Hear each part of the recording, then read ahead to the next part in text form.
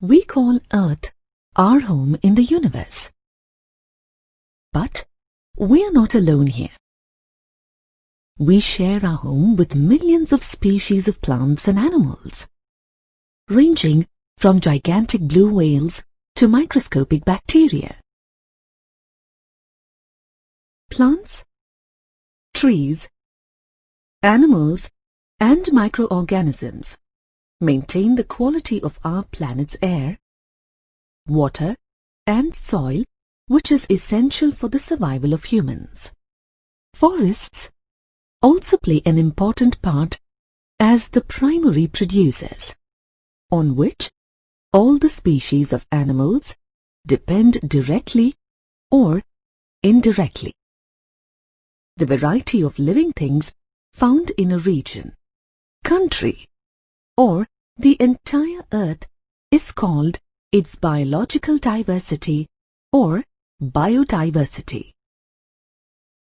Here is a picture showing the biodiversity of a coral reef. We do not live in isolation from plants and animals around us. Various species that form the biodiversity of a region are interdependent on each other.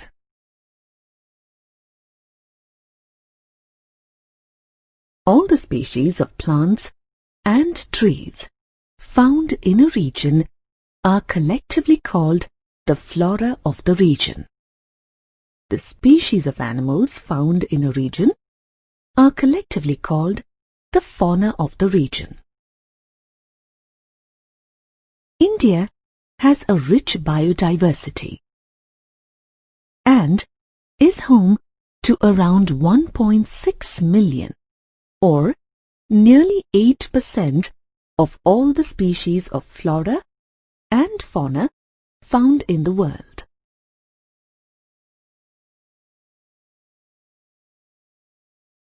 India is home to around 47,000 species of flora. These range from tiny ferns to lofty trees. Around 15,000 species of flowering plants are indigenous to India. India is also home to over 81,000 species of fauna. These include birds, insects, and land and water animals. Overexploitation and insensitivity towards our environment has led to large-scale degradation of biodiversity in India. According to official records, 79 species of mammals are threatened in India. The state of birds, reptiles, and amphibians is no better. Several species of fauna, for example, the cheetah, the pink-headed duck, the mountain quail, and the forest spotted owlet, are facing total extinction. The state of the flora is as poor as the fauna, with nearly 1,500 species of plants like Madhuka in Cygnus and 𝙁𝙁𝙎 heptaneuron on the verge of extinction.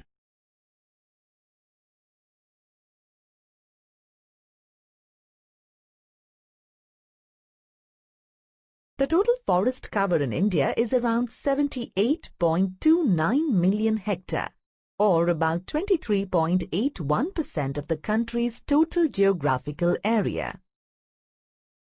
Officially, the area under dense forest cover has increased since 1997, but this is more due to increase in plantations than natural forests.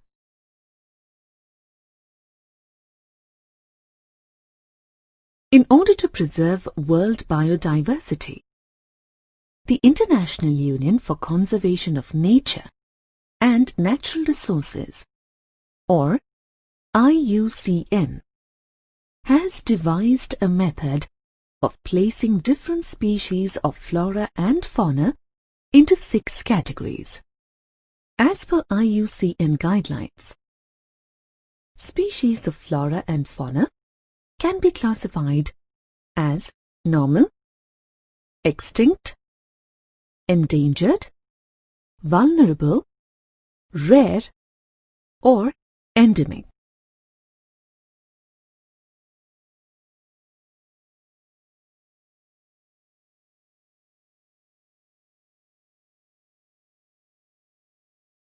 Plants and animals whose population is sufficient for the survival of their species are called normal species. These include cattle, rodents, and trees like pine and sal. A species that cannot be found after prolonged search in its area of habitation is called an extinct species. Note that a species may be extinct from an area, a country, or the entire earth. Some such species are the Asiatic cheetah and the pink-headed duck. A species that is facing the danger of extinction, if the factors responsible for its decline are not checked, is called an endangered species. For example, the black buck, Indian rhino, crocodile, Indian wild ass, lion-tailed macaque, and the Shanghai deer, a species that is likely to become endangered due to decreasing population, unless conserved, is called vulnerable species. Examples are the blue sheep, the Asiatic elephant, and the Gangetic dolphin. A species with a small population that is likely to become vulnerable or endangered without conservation efforts is called a rare species. Some rare species include the Asiatic wild buffalo, brown Himalayan bear, desert fox, and hornbill. A species found only in a particular region due to isolation by natural or geographic barriers is called an endemic species. For example, the Andaman teal and wild pig, the Nicobar pigeon, and a bovine called mithun, found in Arunachal Pradesh. Meet the Asiatic cheetah. This exotic cat with distinguishing teardrop markings on its face was once found throughout Asia. It became extinct in India in 1952 and is nearly extinct in other parts of the Asian continent due to loss of habitat and prey. Here is the Himalayan yew, a medicinal plant found in Himachal Pradesh and Arunachal Pradesh. The bark, needles, and roots of this plant yield a substance called taxol, which is used to treat several types of cancer. Thousands of Himalayan yew trees have dried up in the last decade due to overexploitation. Today, the species is endangered.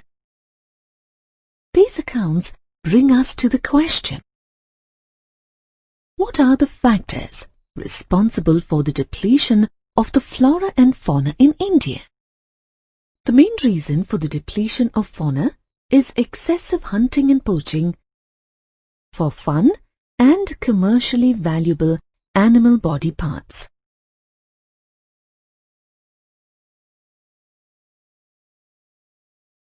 Forests and wetlands are natural habitats of animals. The destruction of these habitats has also resulted in the depletion of our wildlife. Thus, we can link the depletion of our fauna with the depletion of flora.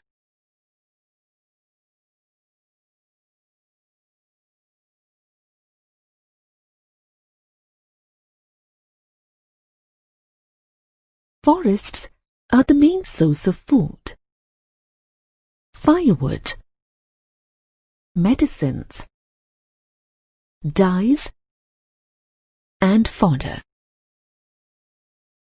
Overexploitation of these resources has resulted in the depletion of flora.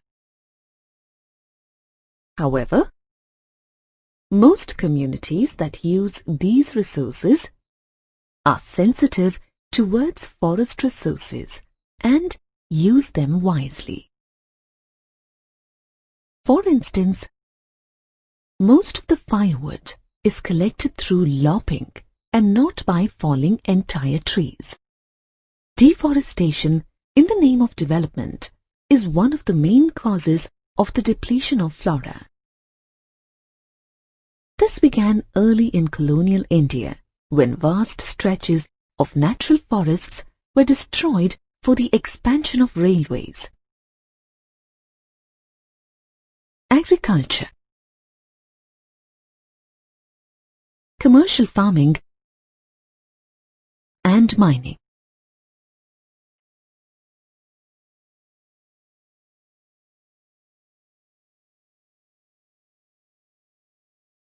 The colonial practice continued even after independence.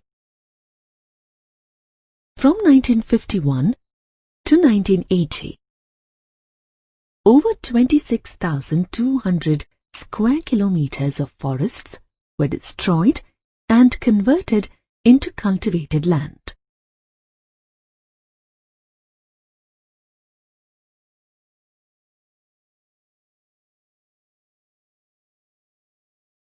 Large infrastructure projects have also resulted in massive deforestation. Over 5,000 square kilometers of forests have been cleared since 1951 for multi-purpose river projects.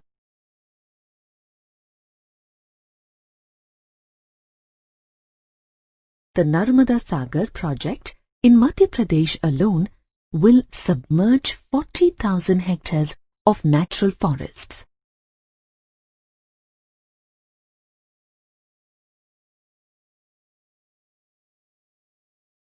Mining is another activity that contributes to deforestation.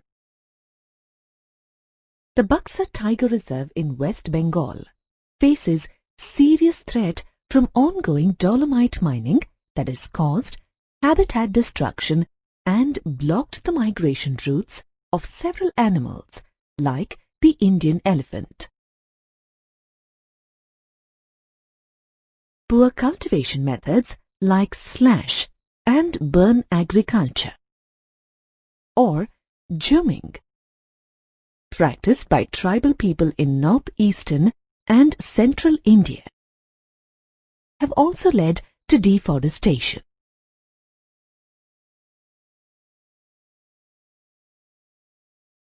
Overgrazing by cattle herds also leads to large-scale destruction of pastures and natural forests.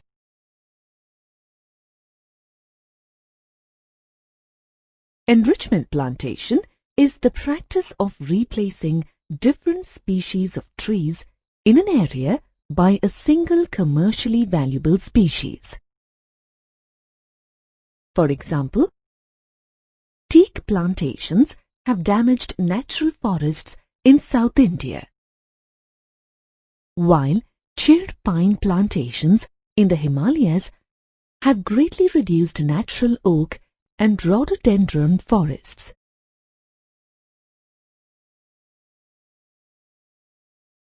Besides the causes we have discussed so far, factors like environmental pollution and forest fires lead to a depletion of both our flora and fauna. The factors that lead to the depletion of our flora and fauna are actually responsible for a decrease in India's biodiversity.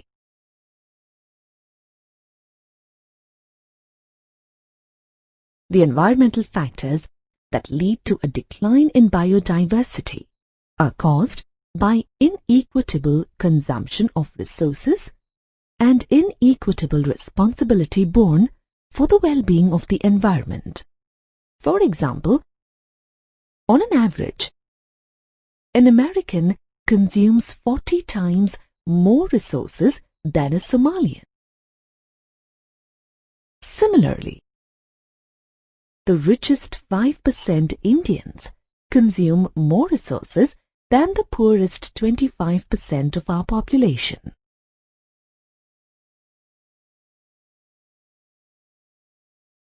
However, the responsibility for the protection and conservation of the environment is not shared by people in proportion with the resources that they consume. People who consume less and have less access to resources are often blamed for the degradation of the environment. You must have come across appeals to save different types of animals and our forests in the newspaper and on television. Why should we bother about such issues of forest and wildlife conservation? The answer is for our own well-being. Conservation of plants and animals ensures the quality of air, water, and soil on which we depend for our survival. Conservation of plant species is essential to maintain their genetic diversity. This is extremely beneficial for our agriculture produce. Conservation of animal species is equally important for their breeding and maintenance of food chains.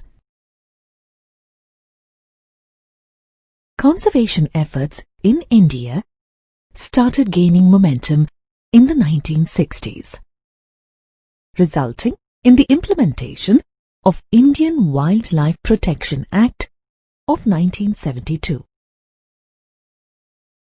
The salient features of the Indian Wildlife Protection Act of 1972 included making provisions for habitat protection, publishing a list of protected species, imposing legal restrictions on hunting, poaching and trade in wildlife, and setting up of national parks and sanctuaries in different parts of India by giving legal protection to the habitat.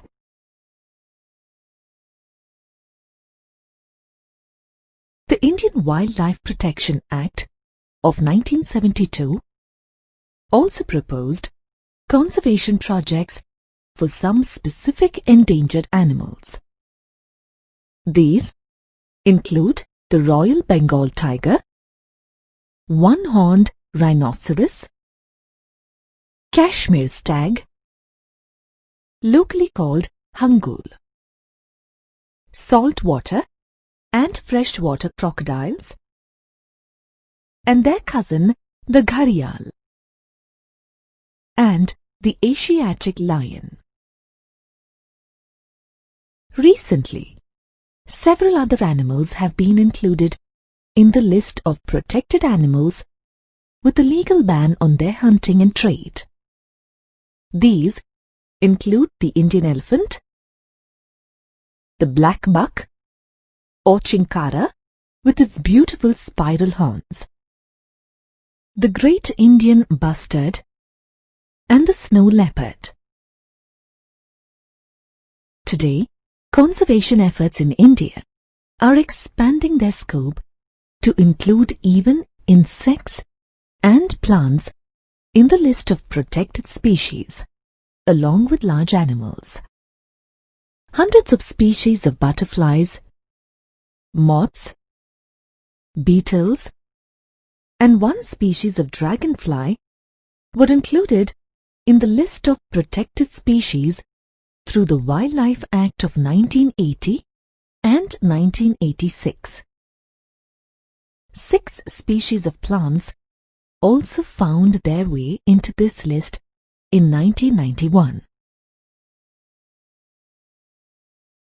One conservation project that requires an important mention in India's wildlife conservation effort is dedicated to our national animal, the Royal Bengal tiger. This program is called Project Tiger. India and Nepal are home to about 2/3 of the tiger population in the world. At the beginning of the 20th century, there were an estimated 55,000 Royal Bengal tigers in the wild. By 1973, this population had dwindled alarmingly to just 1,827. The main reason for such drastic decline in the tiger population is poaching for lucrative trade in tiger skin, claws, and bones, and other body parts used in traditional medicines. Other reasons for the loss of tiger population include loss of natural habitat due to increasing human population and decline in the population of their natural prey. Project Tiger was launched in 1973 with the aim to protect and expand the tiger population through conservation methods. The results of Project Tiger have been mixed. Initially, the tiger population increased from 1,827 in 1973 to 4,002 in 1985 and 4,334 in 1989. However, by 1993, the tiger population had dropped to 3,600. At present, there are 39 tiger reserves in India. Some of the main tiger reserves where you may want to go to get a glimpse of this mighty cat are the 𝙁𝙗𝙃 National Park in Uttarakhand, the Sundarbans National Park in West Bengal, the Bandhavgarh National Park in Madhya Pradesh, the Sariska Wildlife Sanctuary in Rajasthan, the Manas Tiger Reserve in Assam, and the Periyar Tiger Reserve in Kerala. We already know how flora and fauna are important to us. But who looks after our forests and wildlife? Most of the forest and wildlife resources are owned by the Government of India and managed through several departments like the Forest Department. In order to streamline conservation efforts, our forests are divided into 3 types: reserved forests, protected forests, and unclassed forests. Over 50% of the forests in India have been declared reserved forests. These reserved forests are of primary importance from the conservation point of view. The states of Jammu and Kashmir, Andhra Pradesh, Uttarakhand, Kerala, Tamil Nadu, West Bengal, and Maharashtra have a large percentage of their forests classified as reserved forests. Around 1/3 of the forests in India are classified as protected forests. These forests are guarded against further loss of forest and wildlife resources. Most parts of the forests in Bihar, Haryana, Punjab, Himachal Pradesh, Orissa, and Rajasthan are classified as protected forests.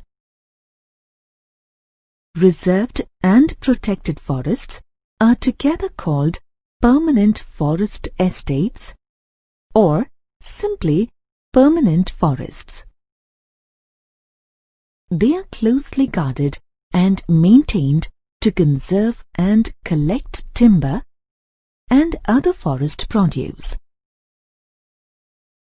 Madhya Pradesh has the largest share of permanent forests in India, with almost 75% of its forests classified as permanent forests. All the forests and wastelands other than the reserved and protected forests are considered unclassed forests. An unclassed forest may belong to the government, a community, or even a private individual. Most of the forests in the northeastern states of India and Gujarat are unclassed forests that are managed by local communities. It is wrong to imagine that unclassed forests lack conservation efforts because they are managed by local communities.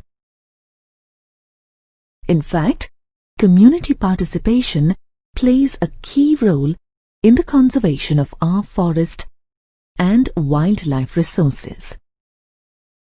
Conservation of nature has always been a part of Indian culture. All forms of nature are considered sacred in India, from the sun, rivers, and mountain peaks to trees and animals. The Munda and Santhal tribes of the Chota Nagpur region worship the Mahua and Kadamba trees. Tribes in Orissa and Bihar worship the tamarind and mango trees. Peepal and banyan trees are considered sacred in most parts of India. Thus, religious faith has led to the conservation of certain specific types of trees. Conservation of flora is not limited to specific trees in India. In several parts of India, parts of forests or complete forests are protected by communities, since they are considered to be abodes of gods and goddesses. Such protected forest areas are called sacred groves. Besides trees, some animals, like monkeys, are also considered sacred and fed at places of worship. The Bishnoi community in Rajasthan is known for its love and devotion to animals, such as the black buck, nilgai, and peacock. All such beliefs ultimately lead to wildlife conservation. Besides religious beliefs, another reason for community participation in conservation efforts is the concern for their own survival. Forests are home to many of India's tribal communities that depend on forests for their survival and livelihood. Many such communities are actively helping government officials in their conservation efforts.